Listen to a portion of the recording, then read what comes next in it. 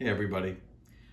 We have an abundance of super chilies this year. We're not really hot pepper people. We don't really do a lot with hot peppers, but we do like sriracha sauce. And that's the one reason we grow super chilies. We got a lot more than we intended. We usually only have a couple plants that do fairly well. This year we had 4 or 5 plants because we weren't sure how they would turn out for the year. And they all overproduced, but they produced really late in the season.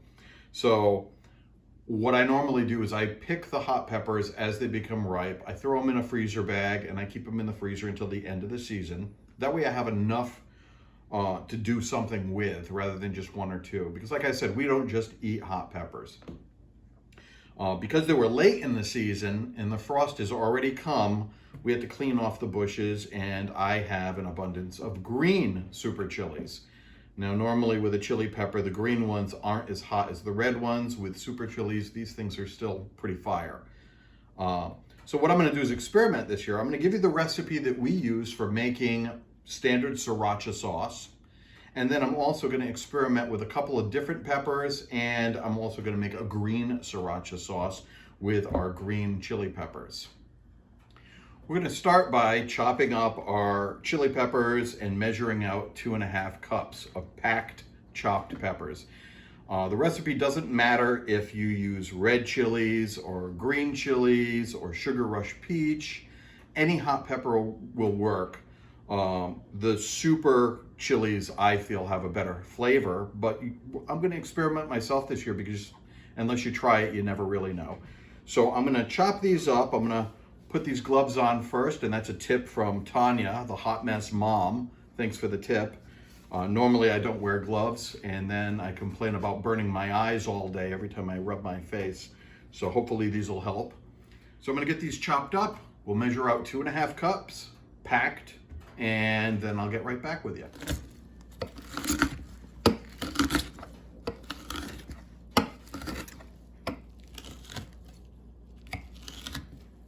Okay, as you can see, there's seeds in these peppers.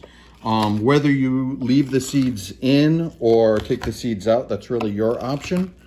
We leave the seeds because we're intending on freeze drying or dehydrating the mash after we're finished making our sriracha sauce. That way we have a shaker, and the seeds are really what are going to add a lot of the heat. And the whole purpose of making this isn't just for it to taste good, but it's also to add a little bit of heat or a little bit of spice to whatever it is that you're seasoning.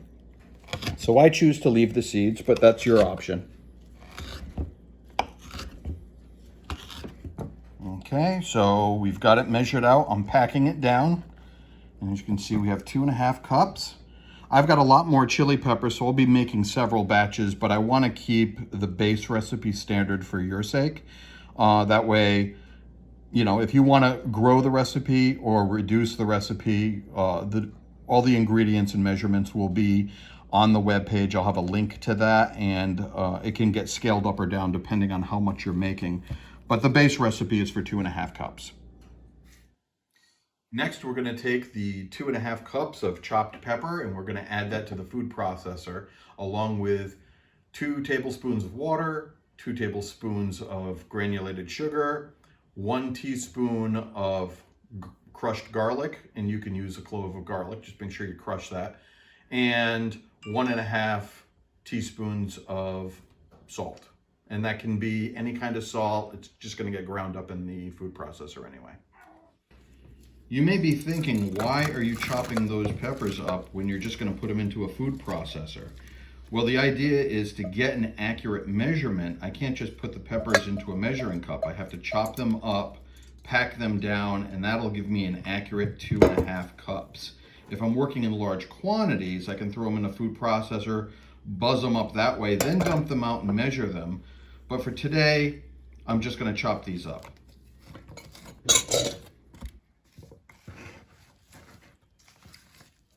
Now that I have all the ingredients in the food processor bowl, I'm going to bring them over, blend these up into a fine paste, and then I'll get right back with you.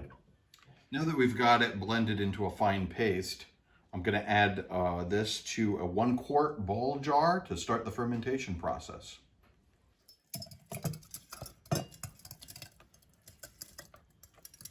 I'm using a nice wide mouth funnel here because it would make a huge mess otherwise.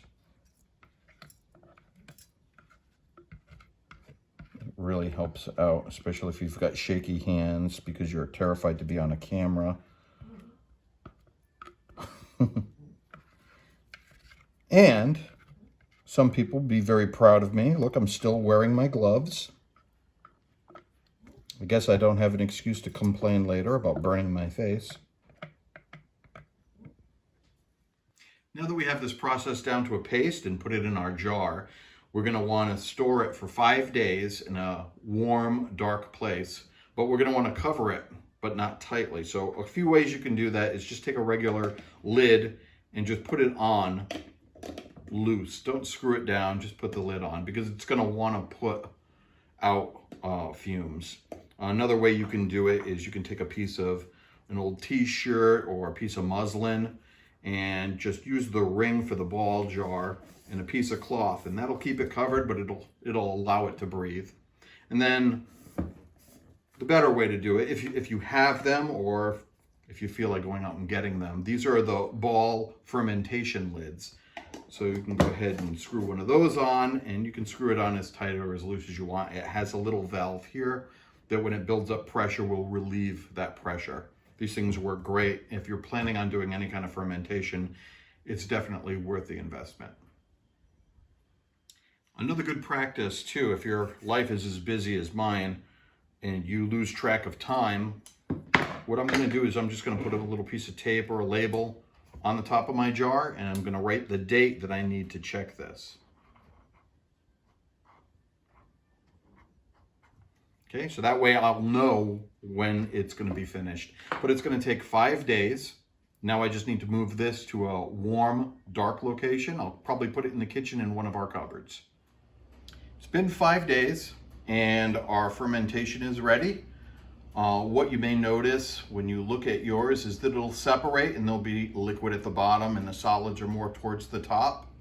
In some cases you may have a little bit of what looks like a white mold or something growing on the top, and that's fine.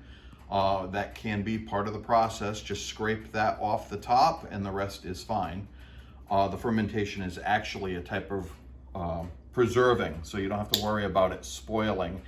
You just don't want to go too far beyond 5 days because we don't want to make this hard. We don't want to produce alcohol. So now that this is ready, we're going to add the last 2 ingredients, and that's going to be apple cider vinegar and smoked paprika. We're going to put it in a blender and blend this up. A little tip too, I'm going to be using an Oster brand blender. Other blenders may work as well, but something Oster does that's kind of cool. If you did your fermentation in a regular mouth jar instead of a wide mouth jar, the base of the blender fits on regular mouth jars. So once you add your ingredients right to your fermentation, you can just screw on your blender. This will go right into the blender. You can blend it up right in the same jar, and that just saves you from having to go from your blender jar back and forth. You can just do it all in the jar that you fermented it in. I did mine using a wide mouth jar because that's where the fermentation lids come in, but that's fine. I'm just going to take this, dump this right into my blender. Use a spoon. Make sure I get all of it out.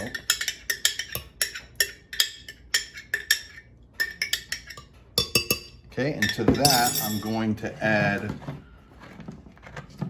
1/4 cup of apple cider vinegar.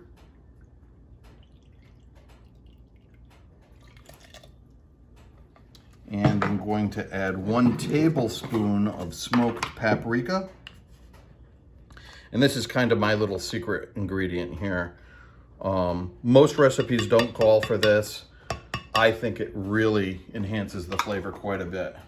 It gives it a nice smoky taste without really screwing with the sriracha flavor. So now what we're gonna do is get a lid on this, blend this up, get it into a nice liquid, and once we're at that point, we'll move on to filtering it, and then it's all ready to go.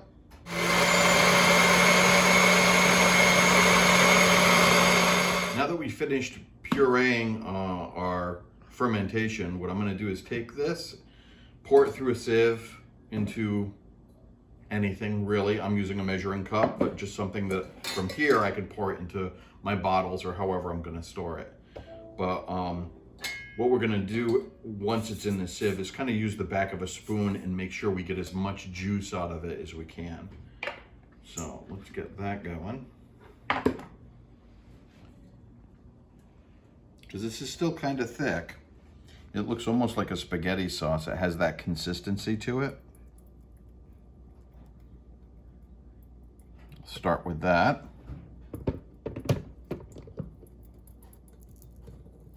And as you can see, it's running out. But I'm going to use a spoon just to kind of help it.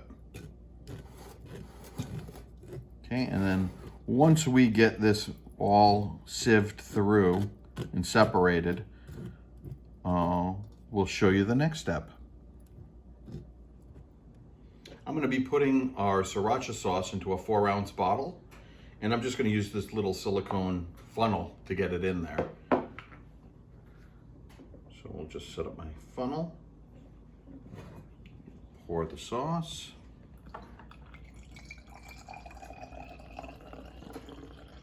Now, if you want the sauce to be a little bit thicker, you can put it on the stove and condense it so that it's a little more thick rather than liquidy. This is a decent consistency for me, the way I use it. I usually just put a few shots of this on my eggs or on my my pasta or whatever it is that I want to spice up a little bit. But don't throw away the mash, the paste that's left over for making the sriracha. Most people just ditch this. As a bonus, I'm going to show you how you can take this and turn it into a seasoning shaker, which is awesome. I got 1.5 bottles of the sriracha sauce, so that's about 6 ounces, and that'll vary from person to person and from batch to batch, because depending on how much liquid is actually in the peppers, you may end up with 8 ounces, you may only end up with 4 ounces, that varies. But to be honest, this 4-ounce bottle is probably a year's supply of sriracha sauce for me. And then, like I said, we'll take this and we're gonna make a shaker out of it. We've got quite a bit of mash here. So this is gonna fill, I'm gonna guess, maybe a pint of shaker when we're finished. So depending on what kind of bottles you put that in, that's quite a bit. And what we'll do is gift that off, and we'll keep 1 shaker for ourselves. Normally when we're making sriracha and we're ready to dehydrate the paste, we'll use our dehydrator, and you can either use parchment paper, or if you have fruit roll-up type mats that you can put in your dehydrator, just spread this into your dehydrator and set it to, I think you don't want to go anywhere above 110 degrees. So 110 degrees or less, and let it dehydrate fully so that it's dry and actually cracks when you pick it up to break it. This year we're going to be doing it on the freeze dryer. This will be the first time we're doing it in the freeze dryer. So I'm not exactly sure how it's going to come out, but theoretically it should work out fine. So in either case, just go ahead and slap the paste down and spread it out. If you have a freeze dryer, you can use the silicone mats. But I really, other things that we've done similar to this, just putting it right onto the tray works out fine. It comes up easy and washes easy. There's no sugars in here really, not enough to make a mess or get sticky. So I'm just gonna spread this stuff out, get all of my trays filled up. I also, if you remember, I had mentioned that I was gonna make some other variants of my sriracha. I've got a green sriracha as well. I'm going to fill up the trays with both the red and the green paste, We'll get those in the freeze dryer, and I'll show you what it looks like when it's finished. Okay, excuse the lighting. We're down in the basement where we keep the freeze dryer, but we're putting in the sheet of the red Sriracha, and pardon my face, this is the green Sriracha. I've got 2 trays of this just because we had so many green jalapenos this year. So we'll get these loaded up in the freeze dryer, and when they're done in about 24 hours or so, we'll crush that up and see how it works out for us. It's 24 hours later. Our Sriracha is all set. So whether you used a dehydrator or a freeze dryer, you just want to make sure that when it's finished that it snaps and that it's thoroughly dry all the way through before we make this into a powder.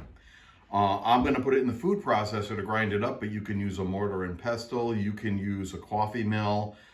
Whatever method you use, just be aware it's probably going to put some particles into the air, so if you have any sensitivity to this, your eyes could burn a little, you may sneeze, it may make you cough, just something to be aware of.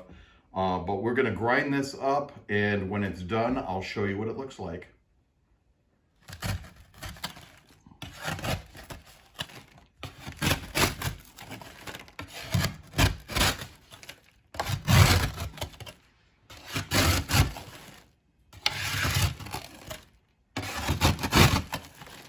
I finished grinding it all up. We now have a powder, well, more of like a granule that can be used like a shaker.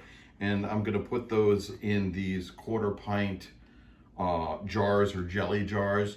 This is usually what I'll put different spices and things in, especially if I'm gonna gift them.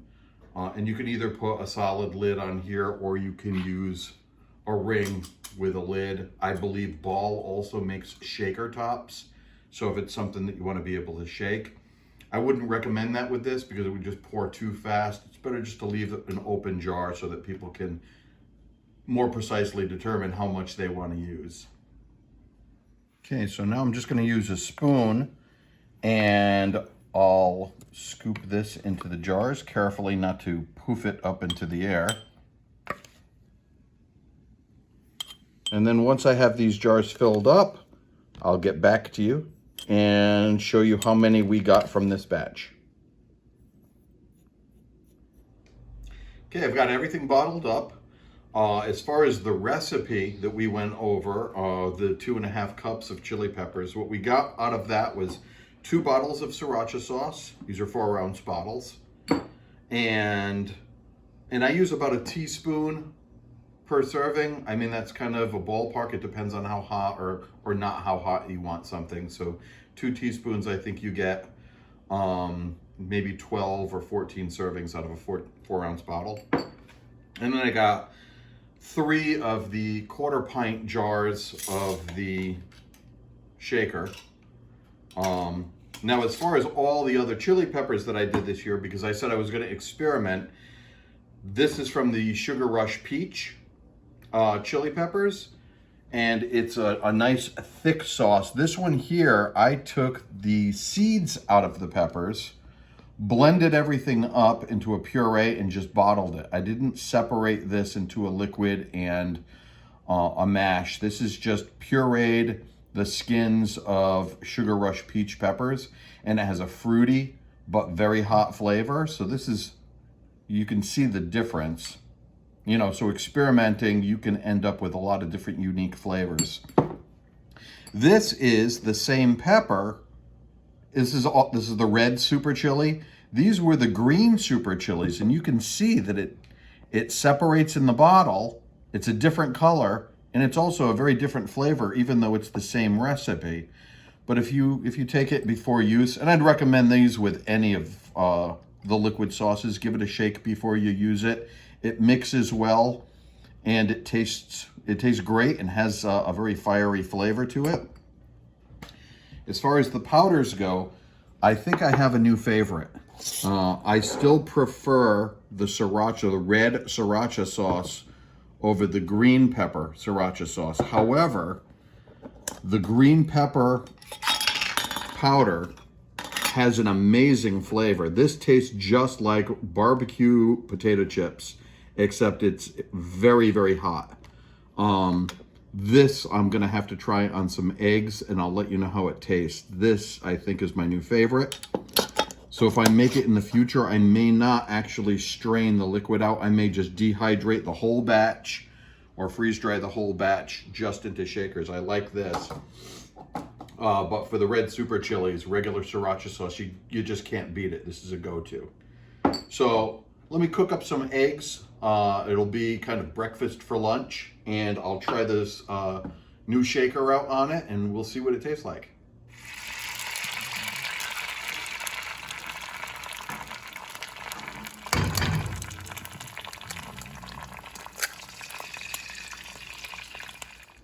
So I just made an open face egg and cheese sandwich. I put a little cilantro on there.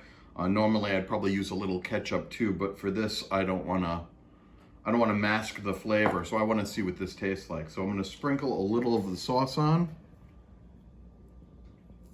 It's not sauce, it's powder, and it's probably more than a little, and I shouldn't be using my fingers.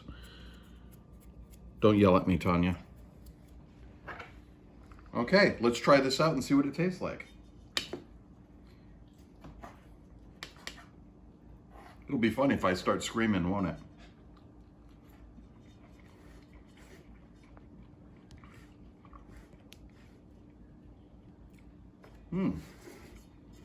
Not bad. It tastes just like barbecue, and it does have quite a bit of a bite to it. I'd say it's not as hot as the sauce, so it's a little more easy to control how much heat you get. As a matter of fact, I think I'm going to use a little bit more. It does have an amazing flavor, though. So I encourage you, if you're going to make regular sriracha, or you have some chili peppers and you're not sure what to do with them at the end of the season, give this recipe a shot. Experiment, try different peppers. Some sriracha sauce is a mixture of chili peppers and Anaheim peppers, just to take down the heat a little bit. That's another thing you can try. You can do it with any kind of pepper, really. I like to have something that's spicy that isn't going to kill me. I know if I tried to eat one of those peppers raw, it's just going to make my throat swell shut. So this is a way that I can tolerate those peppers. But give it a shot. Leave down in the comments recipes that you make with your super chilies, or any kind of chili. If you make a sriracha sauce or another type of sauce, mention that down in the comments below too. I'd like to share our recipes. So this recipe is going to be listed below. It'll also have a link on our webpage. But if you have a recipe, go ahead and leave a link to that, or just a link to a video where you make a sriracha sauce. Until then, or until next time, I'll see you in the next video. Thanks for watching. If you enjoy our videos and want to help us out, please like this video and subscribe. If you know someone who would like our videos, make sure to share, as this really helps our channel out. Again, thanks, and see you soon.